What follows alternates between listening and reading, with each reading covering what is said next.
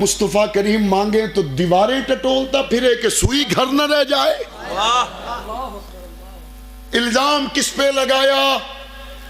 جس نے تخت خلافت پر آنے کے بعد کہا میرا وظیفہ مزدور کے برابر لگاؤ.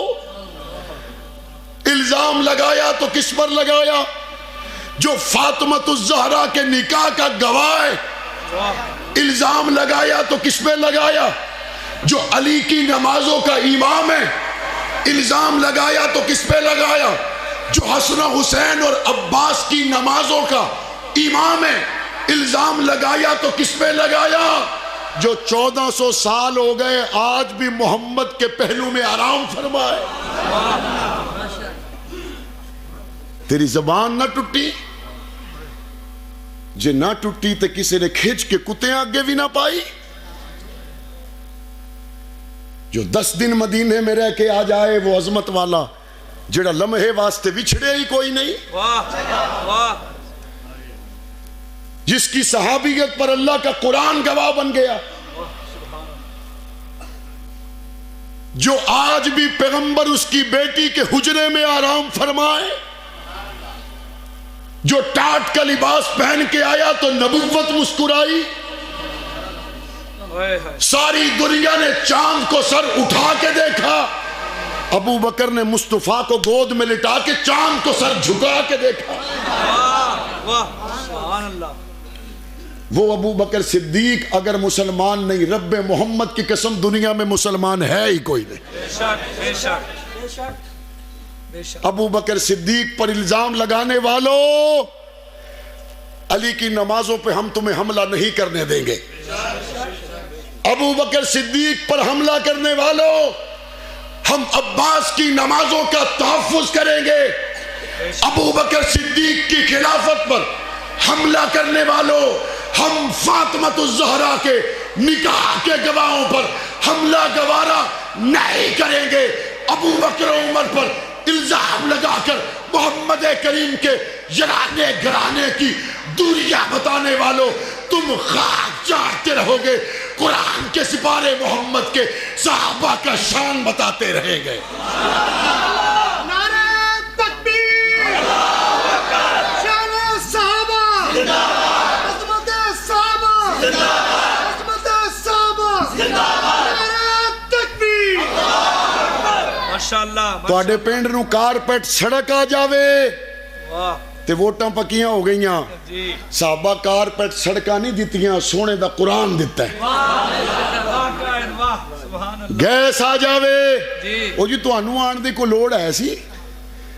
گیس آ گئی، چولہے بل گئے، 3 ڈنگ دی ہانڈی پک جاوے تے ایم این اے محسن ہو جاندا ہے. گردناں کٹا کے جڑے دین پہنچا گئے انہاں تو وڈا محسن کوئی نہیں. صحابہ کرام کی عزت کا مسئلہ، خلفائے راشدین کی ناموس کا مسئلہ سیاسی مسئلہ نہیں ہے، ہمارے ایمان کا مسئلہ ہے. اور جانیں قربان ہوتی رہتی ہیں، ایمان قربان نہیں ہوا کرتے. اے ابو بکر صدیق،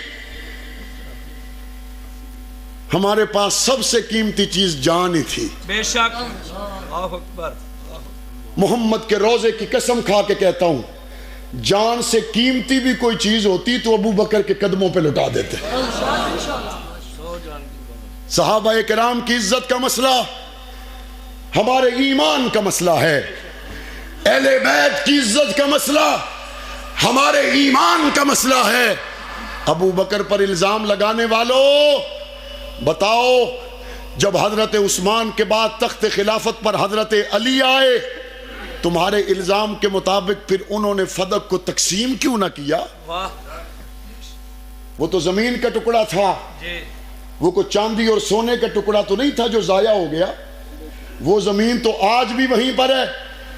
حضرت علی المرتضیٰ کا اپنے دور خلافت میں اس تقسیم کو نہ بدلنا، ابو بکر کی تقسیم پر باقی رکھنا، عمر کی تقسیم پر باقی رکھنا، عثمان کی تقسیم پر باقی رکھنا، اس بات کی دلیل ہے علی کو ابو بکر کے تمام فیصلوں پر اعتماد تھا، علی کو عمر کے تمام فیصلوں پر اعتماد تھا، علی کو عثمان کے تمام فیصلوں پر اعتماد تھا. اگر اعتماد نہ ہوتا علی تقسیم کو تبدیل کر دیتا. علی نے تقسیم کو تبدیل نہ کر کے یہ اعلان کر دیا علی اور ابو بکر و عمر عثمان میں فرق کوئی نہیں ہے. اور صرف علی نے اپنے فیصلے چ نہیں دسیا, علی نے بھرے مجمع چ بھی دسیا. جب حضرت فاطمہ الزہرا کا جنازہ سامنے تھا تو حضور دی بیٹی دا جنازہ رہ کیڑا گیا ہونا جڑا پڑھن نہ آوے. علی آگے ہو جاؤ, کہنے والے ابو بکر صدیق ہیں. حسن و حسین کی ماں کا جنازہ پڑھاؤ, بیٹی نبی کی ہے, بیوی تمہاری ہے, حسن و حسین کی ماں ہے. بھرے مجمع میں علی کہتا ہے میرے کانوں میں محمد کا فرمان موجود ہے, جس جماعت میں ابو بکر موجود ہو اس جماعت میں کسی کے لیے جائز نہیں کہ امامت کے مصلی پہ آ جائے. ہم فاطمہ الزہرا کے جنازے کے امام کی عزت پہ حملہ برداشت نہیں کریں گے. اور انتخاب میرے رب کا ہے اور زمین پر ظاہری انتخاب مصطفیٰ کا ہے. حضور علیہ السلام نے خود فرمایا تھا جب حضور بیمار ہوئے, بیماری کا شدید اثر ظاہر ہوا تو پاک پیغمبر نے پتہ کیا فرمایا؟ فرمایا نماز پڑھ لیجئے. صحابہ کہ یا رسول اللہ تہاڈا انتظار ہو رہا ہے. حضور نے فرمایا مرو ابا بکر فلیصلی بالناس, ابو بکر نو کہو لوکاں نو نماز پڑھاوے. اور حضرت عائشہ کا یہ جواب آج بھی احادیث کی کتب میں موجود ہے. عائشہ صدیقہ عرض گزار ہوئی یا رسول اللہ میرے باپ کا دل کمزور ہے, وہ آپ کے مصلی پہ نماز نہیں پڑھا سکیں گے. میں کئی مرتبہ سوچتا ہوں حضرت عائشہ کا یہ جواب کیوں اور آج تک احادیث کی کتابوں میں موجود کیوں؟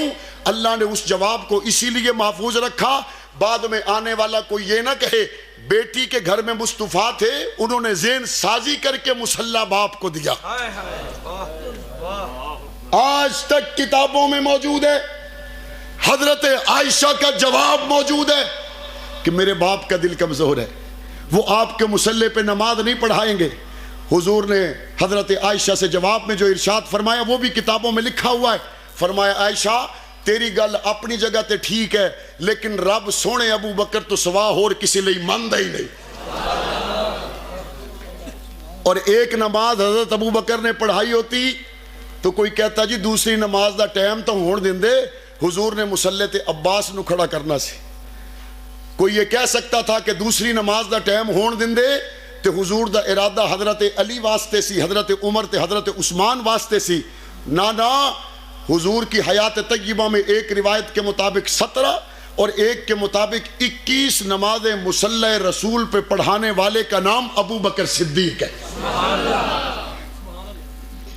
اور ان کے پیچھے نمازیں پڑھنے والے بھی یہ توڑا کی نا پنڈ دا بکے بکا, انہوں دے پیچھے نماز پڑھنے والے بکا دے مسلمان نہیں سن, بگے دے مسلمان نہیں سن.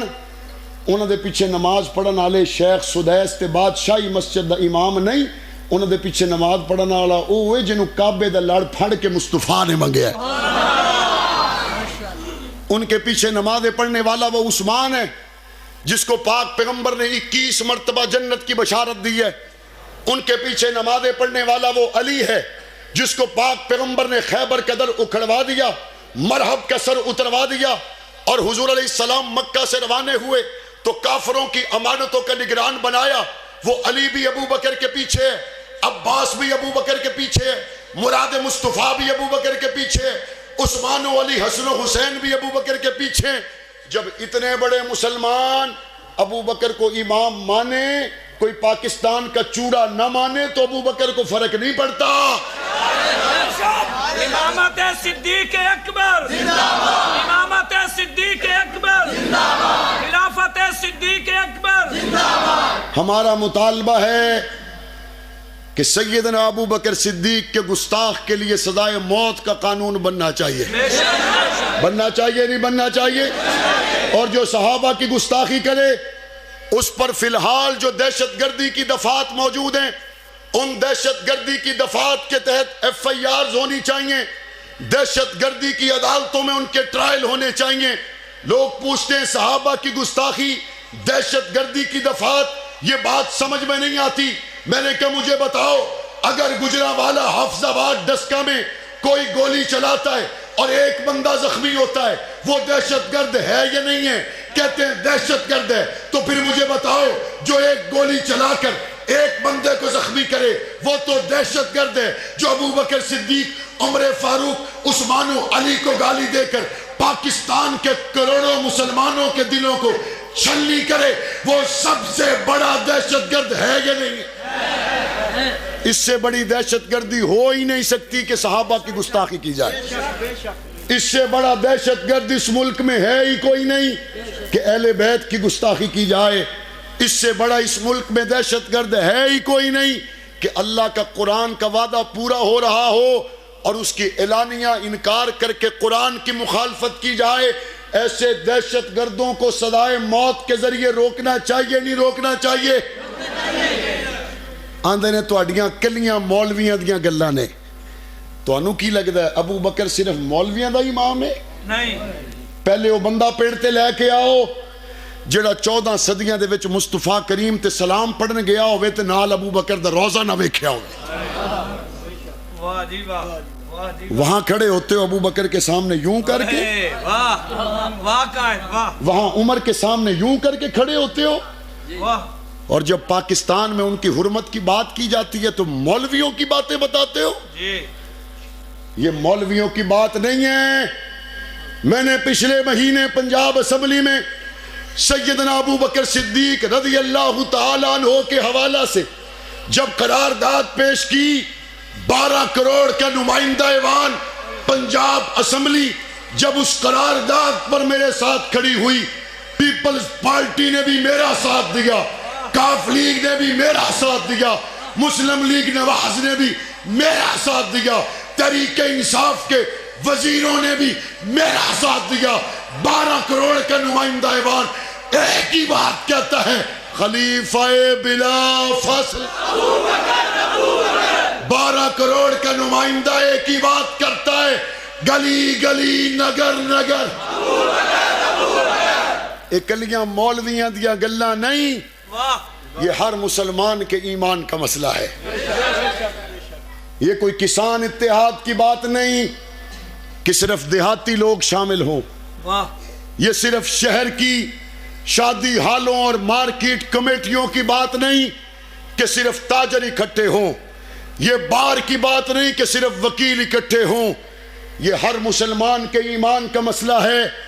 اور اس قانون سازی کے لیے آپ کو اگر لاہور بلایا گیا تو آپ آئیں گے، اس قانون سازی کے لیے اسلام آباد بلایا گیا تو آؤ گے، اس قانون سازی کے لیے جب آواز دی گئی لبیک کہو گے۔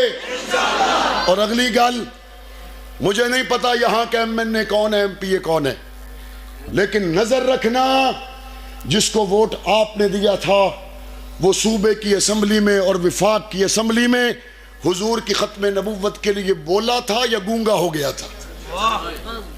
نگاہ ضرور رکھنا، جس کو آپ نے وفاق کا ووٹ دیا حضور کی عزت کے معاملے پر وہ کیا کر رہا تھا، وہ تو انہوں آ کے کہے گا میرے قیدین میں نو روکیا سی، انہوں جواب دینا جدو حضور دی عزت دی گل آئی تو اپنے قیدین دے منہ ویکھے نے گنبد خضرا نہیں ویکھیا۔